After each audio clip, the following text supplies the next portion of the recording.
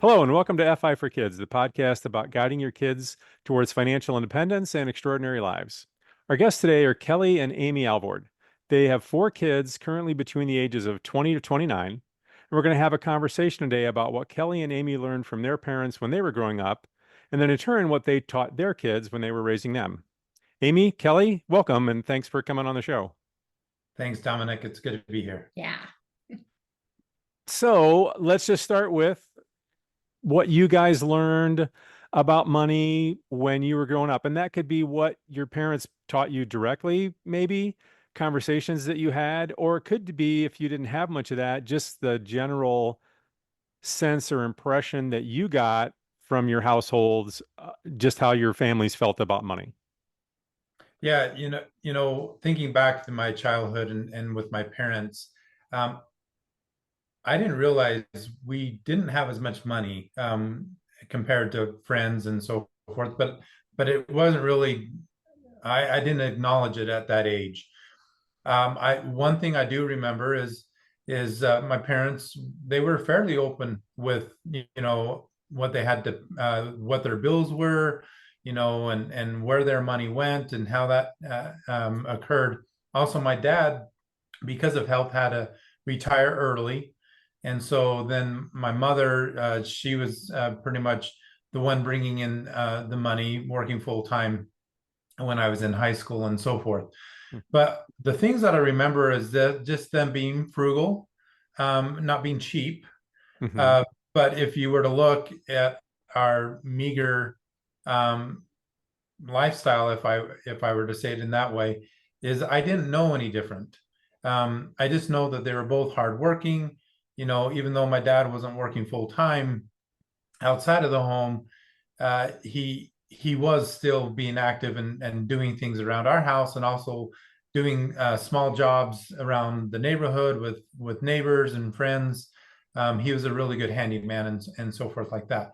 I do remember, though, is just them helping me kind of see where hard work does pay off. Mm-hmm. And I remember being taught is, hey, if you work extremely hard, you'll be okay in this life. And at the same time, just being frugal with what you have and living within your means.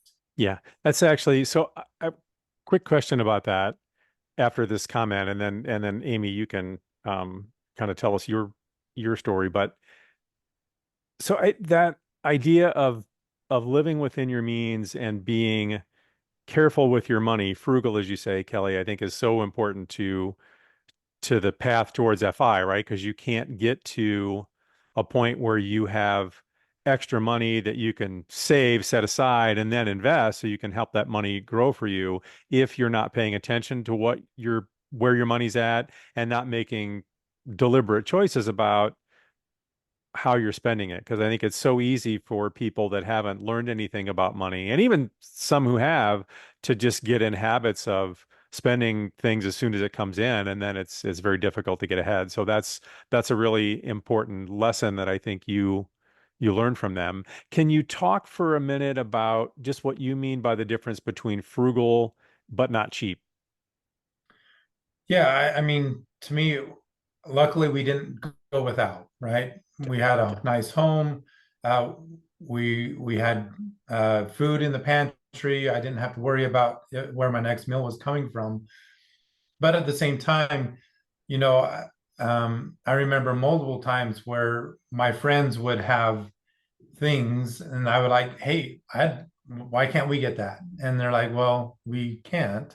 Um, and they would be open with me about that situation too. And and that's where I think it was great to have them be honest and open, and where they were making choices with the means that they had, and that they weren't putting themselves at risk. Yeah. And with that. And the other thing too, with you just kind of talking about that I hadn't realized is, my dad was just a couple of years away from retirement, full retirement. Hmm.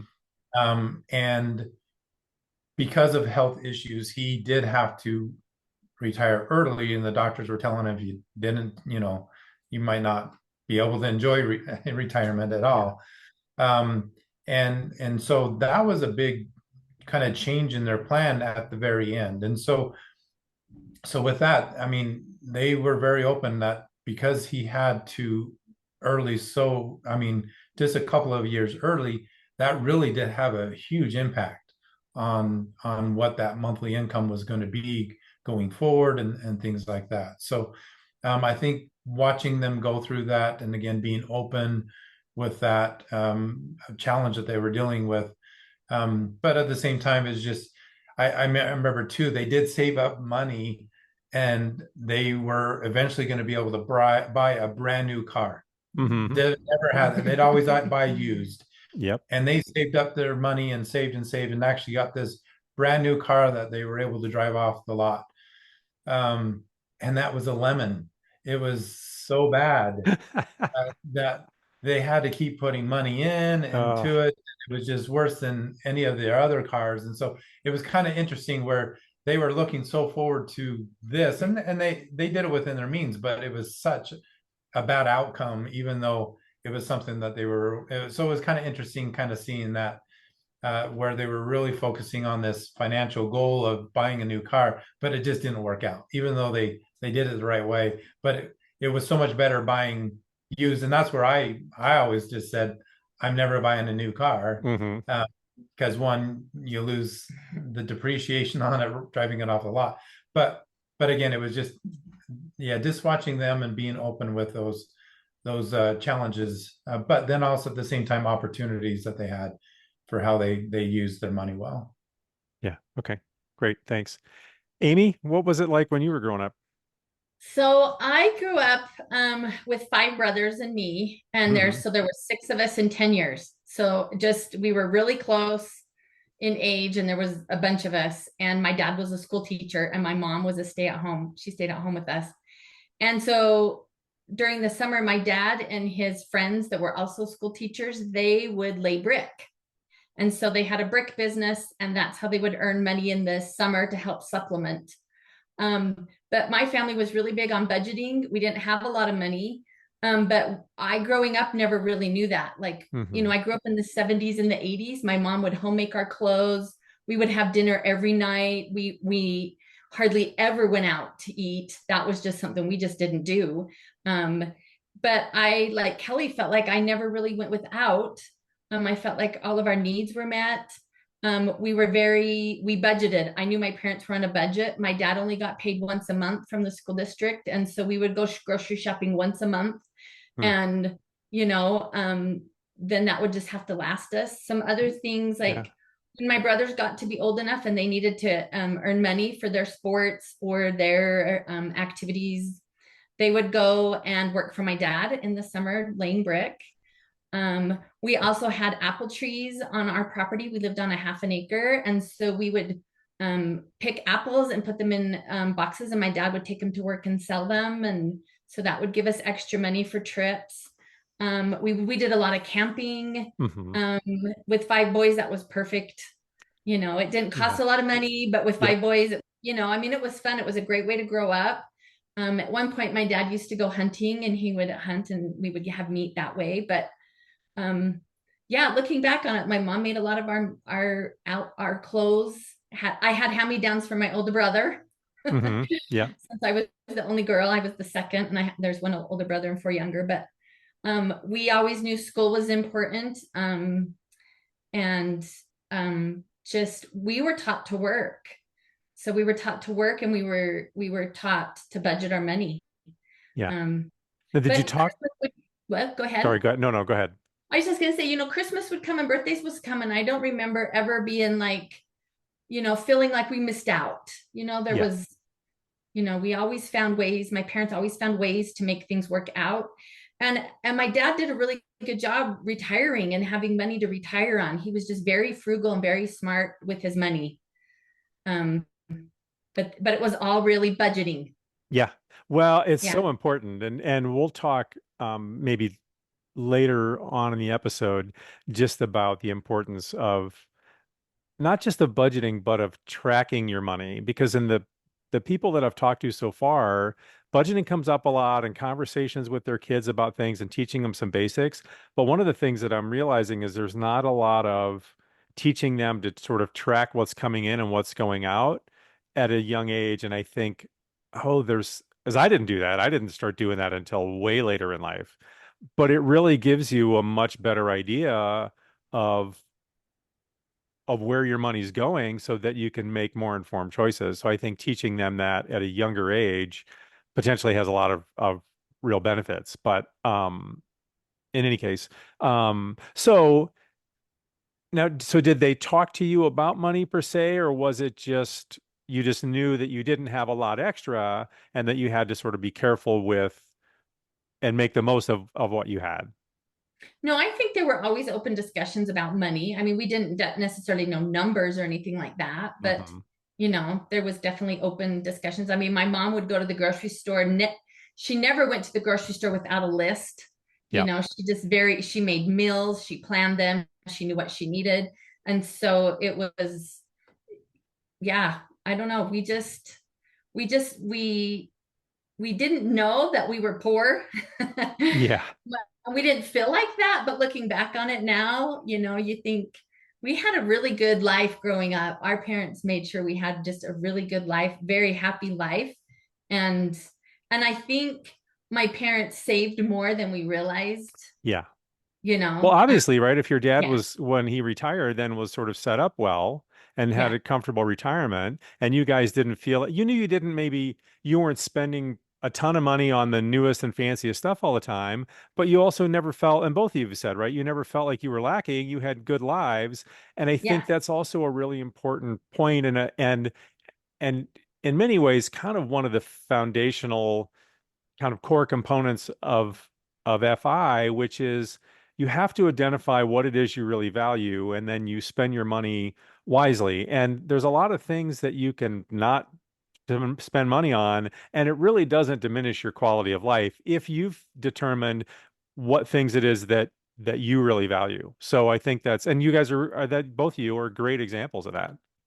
Yeah. yeah. One of the things like my mom made my clothes for years and years and years. And then when I got to high school, I had learned to sew in Hmm. junior high, took sewing classes. I made all my clothes.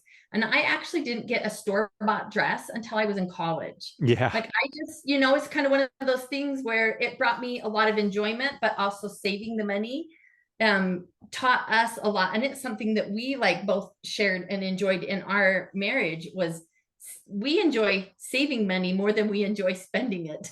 Yeah. Sure. I mean, that brings us the most joy is saving and not spending. Hmm. Yeah. My sisters actually all sewed and made their own clothes. In fact, my mom, again, because she had grown up doing that, the sport coat that I wore for my senior graduation photo was one that she made for me. So Oh, it's that's pretty cool. cool. Yeah. Yeah. And she actually told us, she's quite elderly now, but she told us just last year, and none of us ever knew this. So I think a lot of people know that, like during the Depression, you would take burlap sacks that you got grain or whatever in, and then they would make clothes out of them. But the manufacturers, right, whatever commodities it was you were buying, once they realized that, they would start printing on the inside patterns, like floral patterns and whatnot, with colors on the inside of the burlap sacks. So then when you took your sack of rice or flour or whatever it was, when it was empty, turned it inside out, and we're making a dress out of that, then you had a nice sort of colorful floral pattern, which is just kind of cool. Yeah. I think we call those gunny sacks. Gunny Gunny sack sacks, yeah. dresses. Uh-huh, Yeah. yeah, yeah, Yeah. yeah. Yep. Okay, so let's move on. And what approach did you guys take with your kids when they were growing up? Did you talk to them specifically about money, or was it kind of more of the same of the way that you grew up and you just were careful about what you spent and they just sort of knew that and were part of that? How did you guys approach it with your kids? Yeah, I don't think we shared the specific dollar amounts Hmm. and that, but it was more principle based. Same type of concept. We felt, teaching good work ethic. And then also then we taught them, the consequence of choices of, if you were to spend your money here, then that might take it where then you want something later that might be even more worthwhile. So, and the difference between a want and a need, and Yeah. making that very clear to them. As we were talking to our kids about, having them kind of think back to raising them and talking around money, the thing that they kind of brought up, and you can share some of the things that they said as well. But one is we would kind of create, when they were really young, of okay, so if you do your chores, and they all had chores that they needed to do during the week, and then they had Saturday chores which were on top of that. Hmm. But if they were to do these certain things, then they would have stickers or little tickets that then they could then save up and then use that on things that we would have for them to choose. Whether one, Amy just reminded me, is staying late up night with mom and dad, Cool. where the rest of the kids got to go to bed on bedtime. But Hmm. if you wanted to save up, you would stay up with mom and dad. You get an this night. hour with mom and dad And by then yourself. we And would Oh, cool. have dessert and other things, to do Yeah. with them. But then too, we would have other things that they would have to save up to then get, toys and things that we knew that they wanted. Hmm. But again, teaching that principle of you can get this right now, but here's this other toy that you really want, but you're going to have to sacrifice by not getting what you want right now to save up later for something maybe bigger and better. Hmm. Um, so that was things that, and then the other thing, we started having them earn allowances. Each of them would earn a money by doing those chores and those Saturday chores, and then they got to learn how to budget. And then we taught them again the same concept of, okay, save up your money, because then that gives you freedom when you Yeah. have money Hmm. to then go and things. And um, the other thing too with that budgeting too, we did teach them that, okay, you've earned this money, but we also want you to, their decision is donating it to a charity. Hmm. So that it wasn't earning money just for themselves, that Yeah. they could use that money to serve others. And they got to choose of how to do that and give that money back into a charity type thing. So then they can see the benefit of that is just, again, it's not earning money just for me. Right. It Yeah. was earning money that I can yeah. then share that with others as well. What were some of the things that you can remember? Just before you go, Amy, I just want to say it's been in doing these episodes and talking to these personal conversations like this and what people have taught their kids, it's been really cool to see there's a large number of people I've talked to so far that have included a charity component in what they're teaching their kids about how to sort of manage their money and how it gets allocated and stuff. And I would say almost everybody has included that in one way or another. So I think that's really cool. I hadn't really thought about that before, like how many people we're gonna have that as an emphasis, but most people do, which is kind of cool. Yeah, and I can't remember who and what book. It was interesting. They actually brought that up, is the individuals that tend to do really well and financially stable and sound, they all had that same concept of having some charity that they would give a portion of that, their earnings, to that charity. And it was kind of interesting that they found through research the majority of the people who were more sound and stable financially had that in their principle and their concepts. Yeah. Huh. Cool. Sorry, Amy, I cut you off. Go ahead. Oh, I was just gonna say we just kind of did age appropriate financial things. I mean, Hmm. our biggest thing was teaching our children how to work, you Hmm. know, and then rewarding them with like the tickets when they were little, and then when they started to understand the concept of actual money and they would want to buy things with their money, then we started using the chores and the money. um, and then like I remember one specific thing, like the biggest thing was trying to teach them the difference between want and need Mm, and instant gratification and saving for the future, like Kelly talked about, yeah. And I remember a specific story or experience when we had just three of our kids were little, and we took them to Disneyland, and they had earned money so that they would have enough money to buy one souvenir. Hmm. And our little daughter, everything, I think she was 3 at the time, everything she saw she wanted, you know and we Sure. knew that she, like, there had to be other things that she would want more than the first things that she saw. And I remember we said, well, let's take a picture of you with this one, this hat or this dress or this toy or this stuffed animal. Well, let's take a picture, and then at the end, then you can look through all of them and decide what you want. And Great. as soon as we just took a picture of her with the item, she was totally fine. Oh, That funny. was enough to satisfy her. It wasn't the fact that even though she was saying, I want this, or this is the one I want, she was happy with, oh, I will take a picture and then I will decide later. Even from like at the age of 3, and we Yeah. ended up with a lot of pictures, Yeah. and she ended up finding something she wanted at the end. That was the best idea. But it was that idea of, I see something and I want it. Like our other Yeah. son, I was teasing him. When we asked him, actually it was Brock, when we asked him, what do you remember about us teaching you about finances? He said, well, I heard no a lot. And Brock was our kid who loved clothes. And we would be in the grocery store, and he'd be come up to me and say, Mom, I want this shirt, buy this shirt for me. And I would say, Brock, we're at the grocery store. If I'm going to buy you a shirt, we'll go to a clothing store and make a better choice than this Mm, t-shirt that's at the grocery store.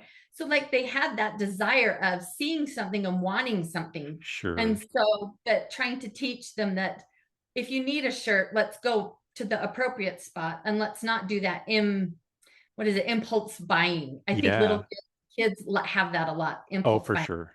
Yeah. Yeah. And that's normal. Don't we all have that?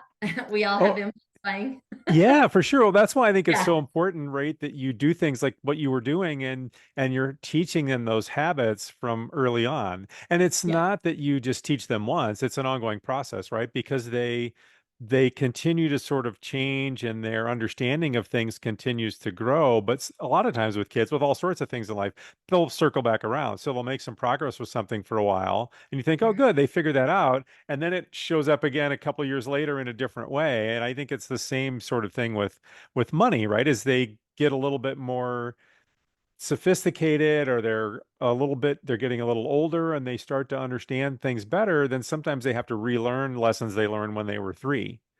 So, so another question around that, with the 4 kids, did you notice a difference in their personalities towards money, or how they reacted to what you were trying to teach them? Did some get it more quickly than others? Did some kind of push back more? How was that? What differences did you pick up on, if any?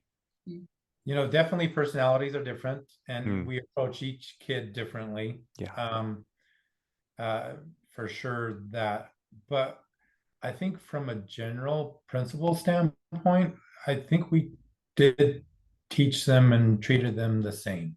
Yeah. And they responded very similar to that. And I think it was just more of it was a lifestyle. Again, we made sure we lived within our means, and we didn't do anything excessively. One thing too, as we're talking to our kids, they felt we were poor. Yeah. And I'm like, oh, but at the same time, I was just like, going, well, we weren't. We actually were doing well, but at the same time, we didn't. I guess from them comparing themselves to their friends, Yeah. they didn't have as much stuff, but at the same time, we just whatever their pursuits were and their interests, we had them heavily involved in sports that traveled, and that was very expensive, but Sure. we never wanted them to not go without those experiences.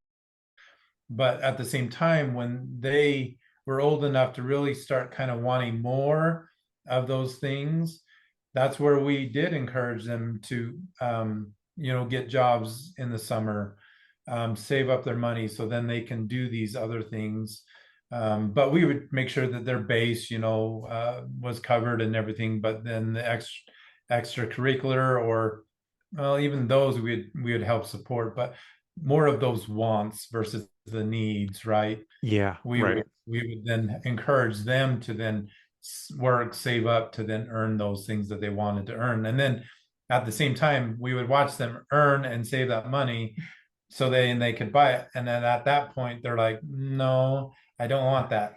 I'd Yeah, rather save my money and spend it later. And again, teaching that principle of when you have money set to the side, that you can spend it on whatever, but being really wise in the decision. And it was nice to see them make that choice multiple times yeah, of, even though they had the money and could spend on that want, they were able to kind of back off and say, oh, is that really what I want to lose that money on? And do I want to wait to see if something better comes later? So then I have the freedom and that choice to then make at that point. yeah. Well, it's interesting because, right, the modeling they got from you, at some point they thought, oh, we're poor. And it's funny what kids pick up on, what their perceptions on that you guys don't even realize, right? Not you, but like parents, all of us in general don't realize, oh, Yeah.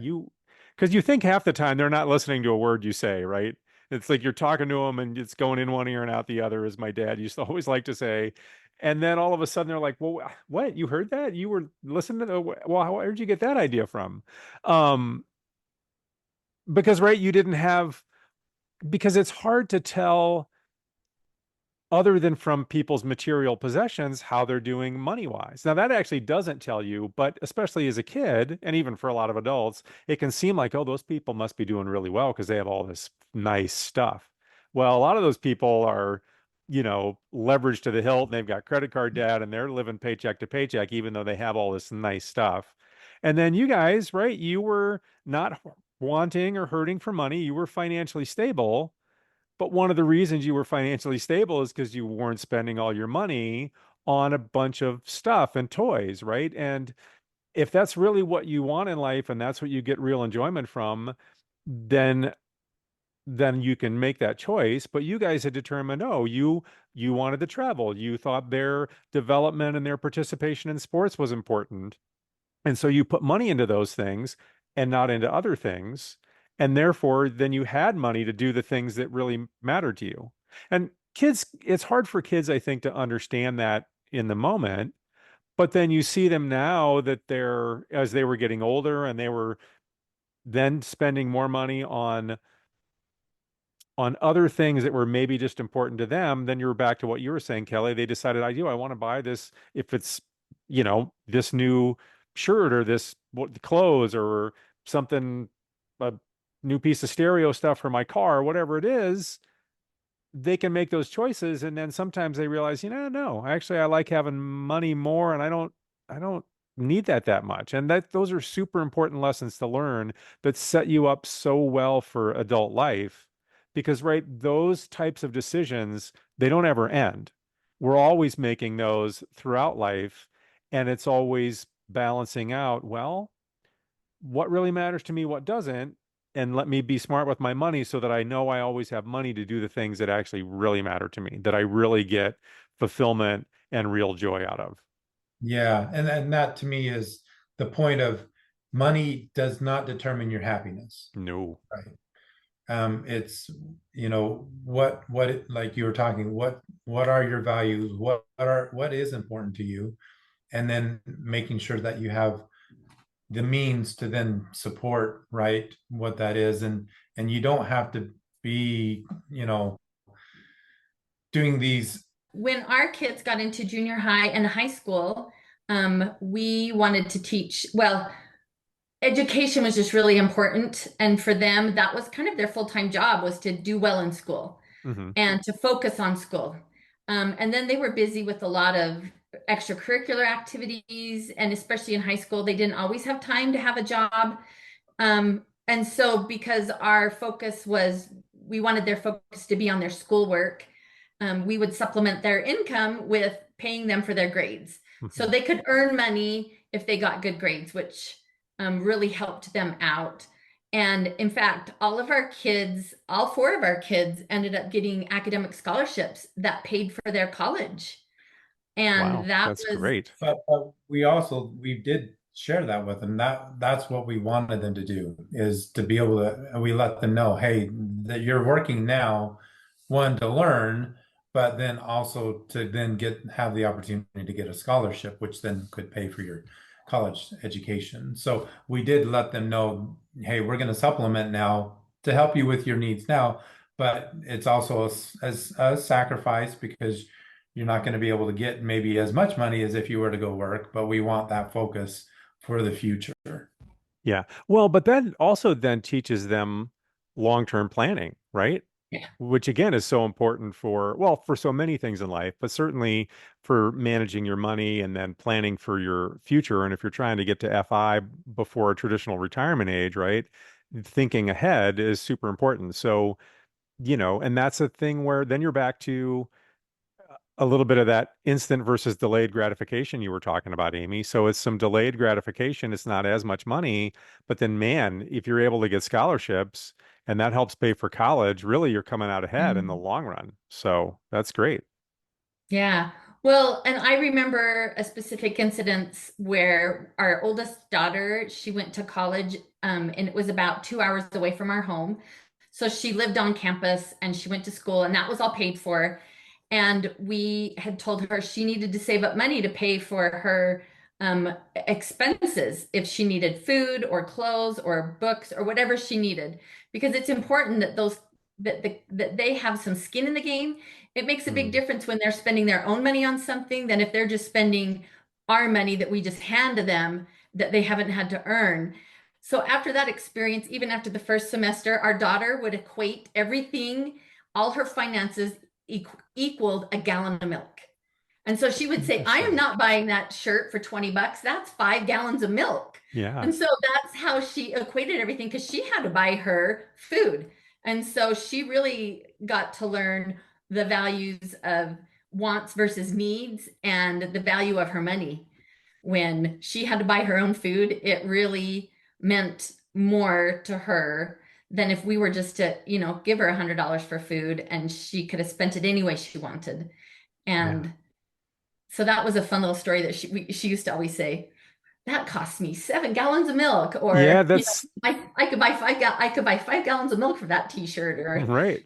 No, so she but learned to go that's, without, kind of that yeah. what was more important, to eat or to have random clothing that she No, didn't that's need. so cool though, right? That then Yeah. she put that correlation together. And so, now that she's out on her own and as she goes forward, I know some people in the FI world will take that same type of mindset and say, well, okay, that $10 a month or $20 a month I've been spending on whatever it is, that if I took that money and invested it in 10 years, it would be worth.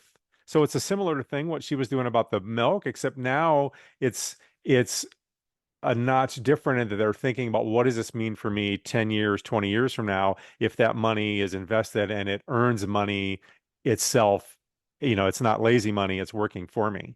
And that Yeah. just helps them get that mindset of, oh my gosh, the more that I can save and then invest it, the quicker that's going to get me to my FI number. And once I get there, then I have all kinds of things open to me, right? I don't have to keep working a job where I'm trading my time for money. I've got all kinds of things open. And if I love this job and I want to keep doing it, great. But if I want to cut back to part-time, or I want to go in a different direction and pursue some interest of mine that maybe doesn't pay as well, or work for a nonprofit and it doesn't pay as much, it won't matter because now I'm financially independent and all kinds of things are open to you at that point. So that's cool though that she figured that out on her own. That's awesome.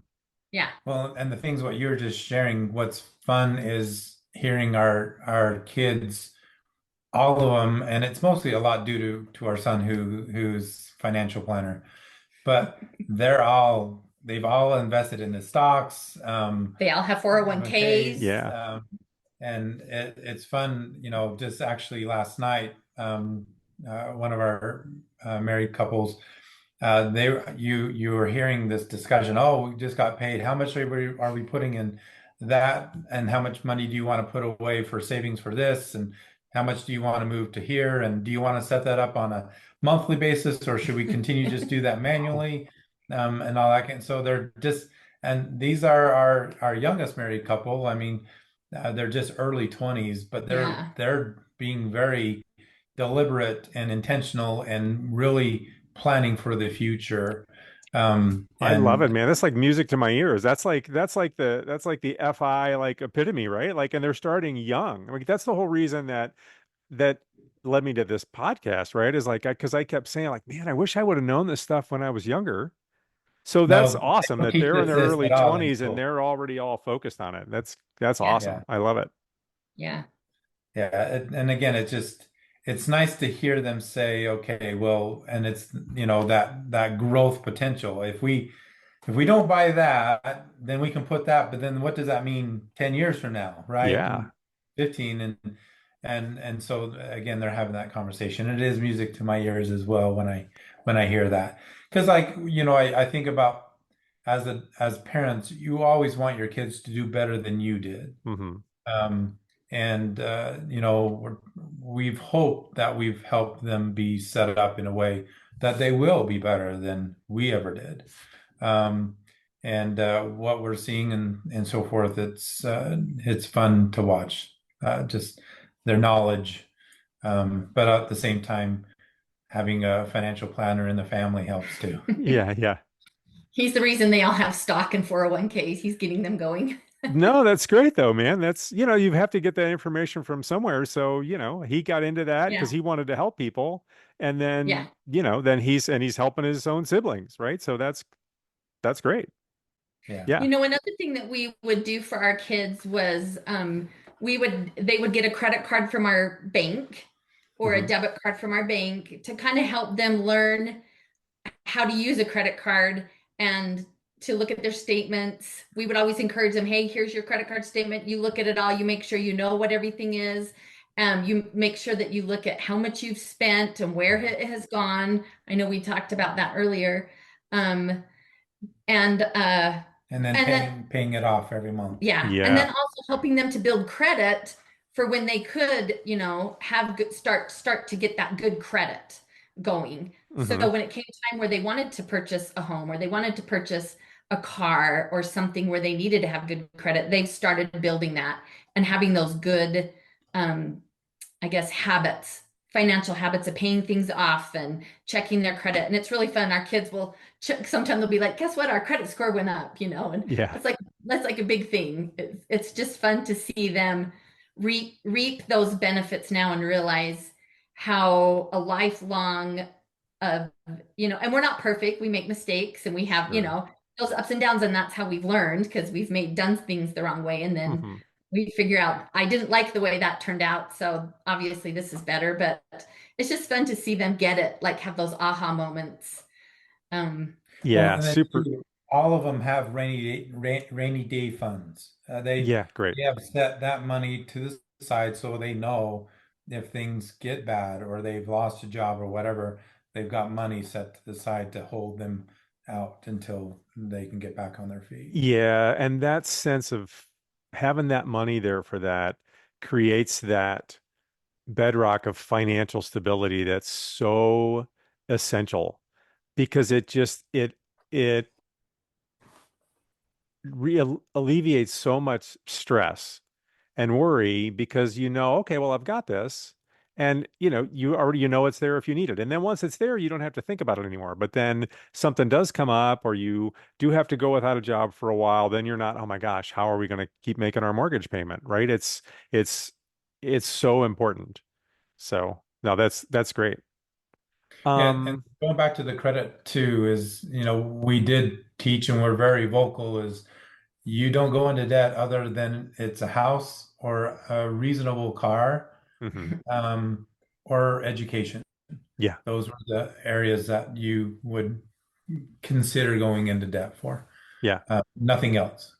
So, So you guys have done a great job just kind of giving them basic education, modeling a lot of stuff. And yeah, I think you give other parents out there with younger kids hope that maybe some of the times where they feel like, well, they're getting some pushback or they're not sure how their kids are going to sort of take it when they get older. Like, just you saying that it's just really cool to see them, for things to sort of click in for them and them to like, for them to be, oh, our credit score went up, or, they're happy about, they're talking about, oh, how should we set this money aside? If we can invest this much more, it's really gratifying because you're like, yeah. Because there's a point where kids are younger, you're not, well, we hope this stuff has taken root, but you don't know, and you kind of have to wait and see. So I think it's good for any parents with younger kids to hear from you two with grown kids, like, no, it really does sort of work out, and they get it in the end, and it's just really gratifying. So that's cool. No, it is gratifying. And like you said, at the time you don't, right? It is trial and error, and you hope Mhm. you're doing okay. You're definitely not, there's never a perfect parent nor a perfect kid. Right. Um, but but again, you're hoping that you're doing the best you can, and then hopefully that does correlate. And like you said, it's been fun. Luckily for us, our kids are doing well and making some good choices, and seeing that in their lives. So one final question, I think, before we wrap things up. So your kids are early or later adult, not later adults, but they're all adults, so they're all out of the house. What are you still doing as parents to help support them? Because being parents, right, helping your kids out financially, whether that's with money itself or some other sort of support or just sort of guidance and ongoing conversations, never really ends. So what are you continuing to do to just sort of help and guide them financially? One thought that comes to mind is what we've done for all our married children. We three of the four are married. Is we have a basement apartment, and we've given them all the opportunity to live in that apartment rent free, with the purpose is to save money. And we've been very upfront, and they know if they start driving around a really nice car, Nicer than ours. um, and some other things that they're not They have using. money for rent and they can move out. Yes, Yeah. basically. But at the same time, because of the financial situation that we're in right now, you can't save up money for a house and pay that rent that's going on out there. So that is one thing. It's been nice for us to be able to give them that opportunity, and they've all taken opportunity for with it. And so we've two of our oldest married couples, they've actually been able to, and they own homes. Great. And it's great. And then our third daughter and her husband, they're in our basement now, and they're the ones we heard last night talking about we've got the money and where are we going to put that, and budgeting, and and so they're saving well. But at the same time too, it's been nice that they're also learning that it's okay to spend money too, to have fun now, Yes, but absolutely. there's limitation to that. Again, going back to, if we do that, then what does that mean long term? But also, we can do this because we're okay long term. So having them see them having that ability to have that discussion and that decision and so forth. So and that's what I'm grateful for, is them being able to have that discipline, and we don't need to worry, even though we're very upfront and honest with them. I don't have to worry about that. They're going Yeah. to spend their money wisely, and they have to where they can now get in homes. And then I know our daughter and son-in-law, they actually could go out, and they were just saying we actually could go out and buy a home. We're seeing all our friends do that, but at the same time, they're taking still advantage of living here rent free, so they can even save more and more to then give them more freedom and stability later on. So that's one thing that we have provided, and supporting them in that way. And especially since they were going to school full time, usually one or both of them were going to school full time and working part time.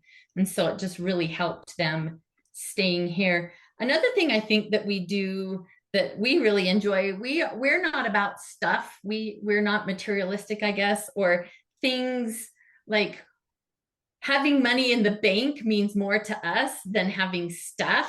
Hmm. And we kind of got to a point when our kids, gosh, maybe 10 years ago, when our kids were in high school, our youngest was in high school, we kind of got to a point where they had enough stuff and we didn't want to give them more stuff. And so we decided that for like Christmas or different events that we would give memories, and we would give so we do a lot of trips with our kids. Hmm. Um and like we took them camping earlier this summer. That was really fun, where we'll pay for things and they'll come. And um like we've taken them to Disneyland, we've taken them. Just what's interesting about that though is as we talked with our kids, and we've done cruises and we've done Disneyland and other big uh, trips, but what's interesting is they really remember to the camping trips. Huh. And it was kind of interesting as as we talked about, okay, what do you guys want to do? Let's do something. And one of their first priorities was like, let's go camping, which is the least expensive Yeah, vacation that you can do, but again, that's what they loved. some of their funnest memories. So Yeah, that's awesome. yeah, but again, I like that, and we've been very open with them about let's create memories and not accumulate stuff that will break and be thrown away. And yeah, like they don't need more things, and they're pretty self-sustainable. So anything that they have that they need, they can get themselves, where they don't really have that extra money to go do those trips. Or and it's just fun to have them all together and do it all together and build really, those really relationships. It's relationships. It really is, right? Yeah. It's just what's going to help foster and just solidify those relationships in the family. Well, right, and it's good for all of you, right? You guys get something out of that Yeah. and enjoy it too, and you're helping out, and it's also back to part of what you said, Kelly, which is they don't have to, even though you're tracking your money carefully and they're being disciplined, as you said, with what they're spending, and focused on saving up money for a down payment on a house, and saving up money and so that they can invest that, so that they can reach financial stability and financial independence sooner. That doesn't mean you have to, or that you should sacrifice having a life that you enjoy. So then we're back to budgeting, Amy, right? Which is, well, okay, yes, we want to make sure we have money. We're setting aside the amount of money we want, but we also want some money that we're going to allocate towards doing some things that are really important to us, whatever those things might be for you. So, and that's not just okay, that's a good thing, because you still have to live your life even though you're planning for the future. And then you guys are then able to help out with that, is just all the better. But it also helps reinforce with them, again, it's ongoing modeling, right, that you're still doing now, which is you can still live your life even while you're being smart and careful and very deliberate with your money. Because, right, money, like you had said before, Kelly, money doesn't make you happy, but it's a tool, right? It's a tool you can use to help put you in a better situation to take advantage of more things that make you happy. It doesn't do it itself, but it's a tool, and your habits with it, like all of our habits, can either make your life more difficult or make it better. And at the same time is me making sure that the family is provided for, that we do have a decent home and we have food and we're not having needs not being met. That was a big stress for me, and so I needed to have padding. I needed to have that so then I could sleep. And I still didn't sleep great, even though, right? Because I still worried, but at the same time, and that's one thing I learned from my dad is he worried about so much. He worried because he wasn't worrying. And seeing him, and I have that tendency, but now trying to make sure, and that's where our kids have also helped. And I'll speak for myself that, yeah, you know what, it's okay. You're good. So now you can start spending maybe a little bit more than you used to in the past. Yeah. And that, but that goes back to, so yeah, we are to a point where we can spend more than what we typically would, even though it's not what we want. But now let's go create additional, new memories and that our money is able to provide now. Yeah. Well, an ongoing process, right? Again, it doesn't, and where you're at in life, what your values shift a little bit. It doesn't mean that the core values change, but the emphasis on some things changes as you go through different ages and stages in life, and that's appropriate. So there's also this an annual or however often they want to do it of kind of relooking at their budgeting or how they're spending their money, or maybe something's changed and they have more money coming in now, and then a conversation about, okay, how do we want to use this? Right. Well, let's add to our savings and investing more, but also let's set other aside for trips or whatever other things we want to do. And that continues to be sort of something that you refine and modulate, I think, all throughout your life. Any other last thoughts? Hmm. I don't know. I feel like Kelly and I have just always had open conversations, and we've always been on the same page when it comes to finances. And I think that like has really helped. I think if you have one person who's a real spender and one person who's a saver, that makes it difficult. But I think we've always both been savers. That's just natural for us, and it brings us a lot of joy to save money and to find ways to cut back on things or like I used to be really big into couponing and saving money, because at the time I was a stay-at-home mom for, while my kids were growing up. And so my job wasn't necessarily to earn money, but it was to spend our money, the money that we had, wisely. Yes. And how we do that in couponing and, sometimes buying used or, whatever it was. I remember one time we came to the end of our budget and I had one kid who needed new shoes, or I needed some cleaning supplies, and I remember being like, oh, I got to decide between these two things. And we were able to go to like a used kids store and find some really good shoes. And we were able to get both, like make both things work. And my kids would see those decisions, like, well, we're going to buy this so that we can do this. And, but, I don't know. I feel like having those open discussion with our kids. And I think you said it earlier when you just said leading by example, because we can talk to them all we want, but if we're not doing what we're saying, they also see that. What is that? Actions speak louder than words. Yeah. And so they just kind of have modeled after kind of what we have done.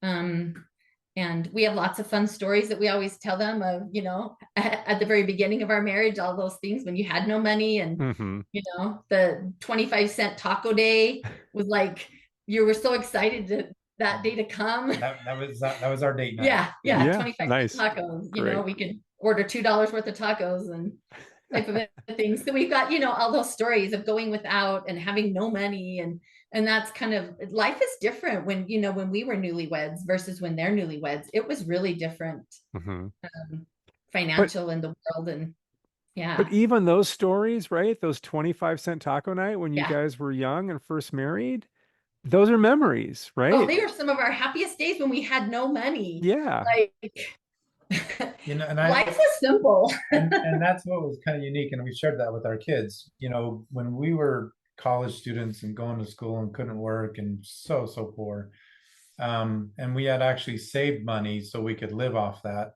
so we weren't going into debt while we were in college. School. But anyway,